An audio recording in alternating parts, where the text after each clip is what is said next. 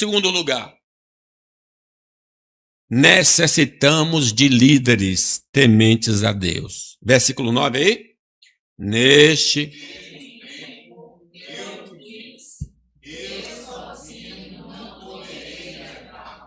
um homem com a envergadura espiritual de Moisés precisou reconhecer que não tinha condições de conduzir o povo. Imagine, Moisés, o povo do Senhor, conduzido o povo do Senhor de forma isolada. Ele confessou ao povo: eu sozinho não poderei levá-los. Deus havia cumprido a promessa de multiplicar a nação como as estrelas do céu.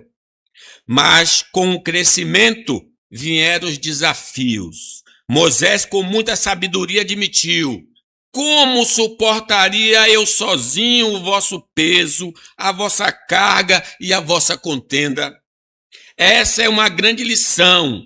A obra de Deus é grande demais para ser carregada nos ombros de uma só pessoa.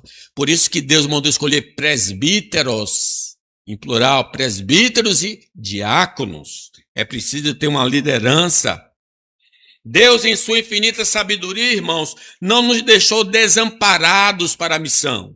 Ele equipou a sua igreja com uma bela diversidade de dons espirituais. Porém, esse objetivo só se cumpre quando nos reunimos como um corpo e decidimos exercer esses dons pautados no amor, promovendo assim o crescimento de todo o povo do Senhor, na graça e no conhecimento de Jesus. Olha o que diz a palavra de Deus em 1 Coríntios 12, 28. Vamos ler? A uns estabeleceu Deus, primeiramente, em segundo lugar, em terceiro lugar, mestres, depois operadores de milagres, depois dom de curar, socorros, governos, variedade de língua.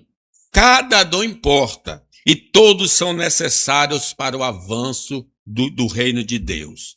A jornada espiritual não é isenta de dificuldades. No trajeto para a terra prometida, todos nós enfrentaremos momentos de crises existenciais e provações espirituais. Deus sabe que precisamos de amparo e, por isso, estabelece a necessidade de líderes espiritualmente qualificados para nos auxiliar. Mesmo a maioria dos heróis da fé sentiram o peso dessa responsabilidade. Moisés, versículo 12. Como suportaria eu sozinho o vosso peso, a vossa carga e a vossa contenda? A solução para as crises do povo não era um super-homem, mas sim o levantamento de líderes. Deus manda escolher dentre nós homens de boa reputação. Versículo 13 diz: tomai-vos homens sábios, inteligentes, experimentados, segundo as vossas tribos, para que os ponha por vossas cabeças, para caminhar juntos, ouvir e cuidar de cada um.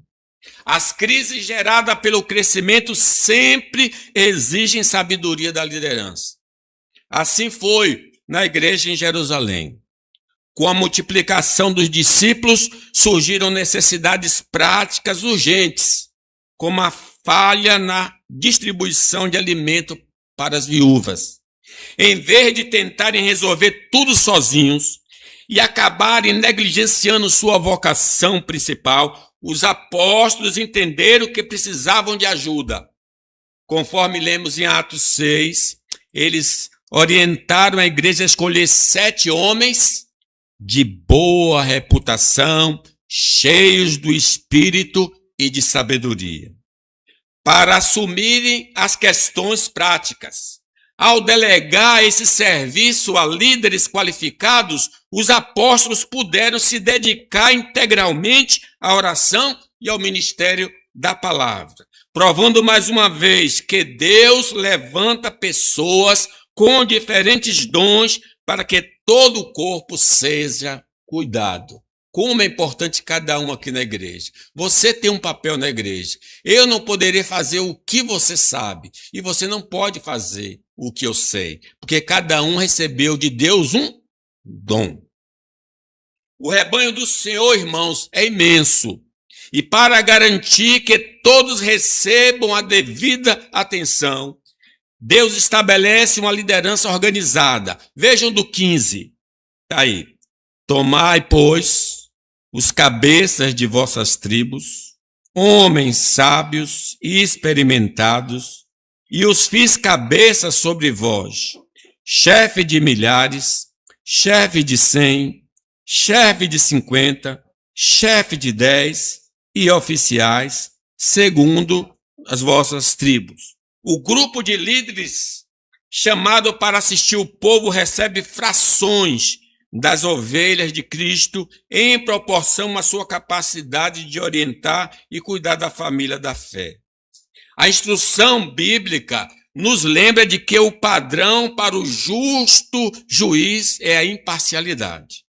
Devemos ouvir com a mesma dedicação o pequeno, o grande, o patriota e o estrangeiro. O líder espiritual não deve temer a face de ninguém, pois a palavra nos adverte de que o juízo é de Deus. É nas situações que forem demasiadamente difíceis, a estrutura de liderança sábia garante que haja instâncias superiores a quem recorrer. No caso Moisés, né? Quando aquele tribunal não conseguia resolver, recorria a Moisés. Vamos ler o 16. Neste mesmo tempo, ordenei a vossos juízes, dizendo: ouvi a causa entre vossos irmãos e julgai justamente entre o homem e seu irmão, ou o estrangeiro que está com ele. Não sereis parciais no juízo. Ouvireis tanto o pequeno como o grande. Não temereis a face de ninguém, porque o juízo é de Deus. Porém, a causa que vos for demasiadamente difícil, fareis vir a mim, e eu a ouvirei. Assim, naquele tempo, vos ordenei todas as coisas que havia de fazer. Julgar exige sabedoria, humildade e, acima de tudo, obediência a tudo que o Senhor ordenou. Meus irmãos, a liderança cristã é estabelecida pela vontade de Deus. Foi Deus que colocou presbíteros e diáconos na igreja. Por esta razão, rebelar-se contra ela por motivos puramente egoístas é o mesmo que se levantar contra o próprio Criador. O que diz Paulo acerca das autoridades da igreja ou fora dela? Romanos 13:1. Todo homem esteja sujeito às autoridades superiores, porque não há autoridade que não proceda de Deus. O apóstolo Paulo é claro ao afirmar que aquele que resiste à autoridade traz condenação sobre si mesmo. Por outro lado, a submissão não anula o senso de justiça. Quem utiliza meios legais, éticos e motivos nobres para apontar falhas atua como um verdadeiro instrumento do Senhor, seja para trazer correção ou para remover uma liderança que se desviou do seu propósito. Lembre no tempo de Roboão, ele era o rei. Mas o povo disse assim: olha, o seu pai colocou pesados impostos sobre nós. Diminui a carga tributária e nós vamos te servir.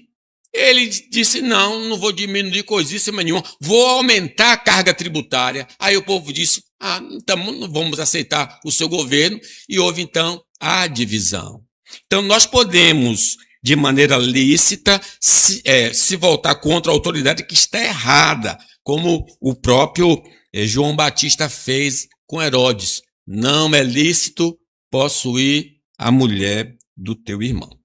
Como é exercida por seres humanos, a liderança cristã não é perfeita.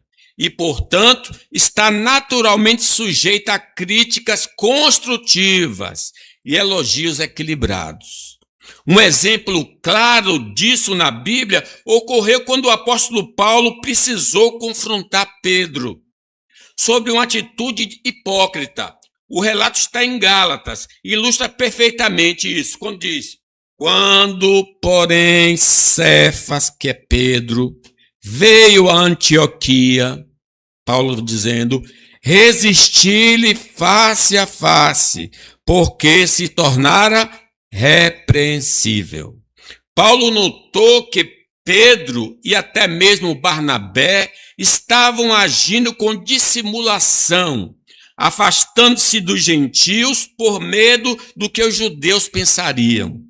Ao ver que não procediam segundo a verdade do evangelho, Paulo o repreendeu publicamente, demonstrando que nenhum líder está acima da correção quando a integridade do evangelho está em jogo. Então, todos nós estamos debaixo de uma disciplina verbal ou de conselho.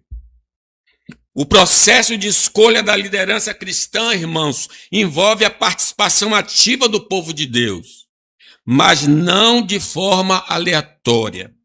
É fundamental seguir as orientações claras da palavra. Essa é a garantia de que não colocaremos em postos de autoridades homens que não foram vocacionados por Deus. Então, escolher homem de boa reputação, não dado ao vinho, não cobiçoso. Então, nós precisamos escolher pessoas assim. O livro de Atos ilustra perfeitamente essa dinâmica. Quando a igreja primitiva precisou de novos líderes, a instrução foi direta aos irmãos. O que diz? Leiam comigo. Escolhei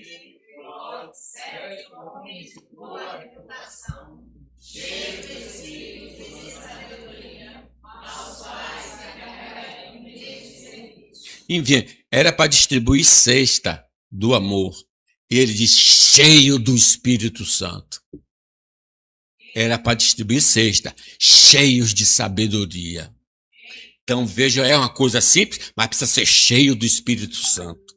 Sendo assim, é nosso dever honrar os presbíteros e diáconos da igreja, reconhecendo que são homens vocacionados pelo próprio Deus e validados pelo povo do Senhor por meio do processo de eleição. Ninguém tomou o poder aqui na igreja. A igreja escolheu os presbíteros e os diáconos. Nunca nos esqueçamos do trabalho precioso que realizam. Eles dobram os joelhos para orar por nós, nos alimentam com a palavra de Deus e, acima de tudo, são modelos inspiradores de como viver o verdadeiro cristianismo. Então, nós temos uma referência viva na nossa igreja, os presbíteros e diáconos. Sendo homens com a mesma natureza que a nossa, os líderes não estão isentos de sucumbir às tentações, cujas quedas podem trazer grandes danos à obra do Senhor. Contudo, diante dessas situações, precisamos recordar o tempo em que dedicaram suas orações em nosso favor. Assumamos, portanto, o compromisso mútuo de interceder por eles, visando a sua plena restauração. Sim, porque quando eles estavam em comunhão, eles oravam por nós. E nós estávamos de pé por causa das suas orações. Aí eles caíram por alguma coisa, e aí alguém diz assim, fulano não presta. Não, ele é um homem sujeito às mesmas tentações que nós. Você tem de lembrar que naquele dia que você estava deprimido, foi ele que te foi visitar, foi ele que foi fazer uma ajuda à sua casa. Então, se ele caiu agora, peçamos misericórdia a Deus, porque o cair é do homem, mas o levantar é do Senhor. E eu vou parar aqui.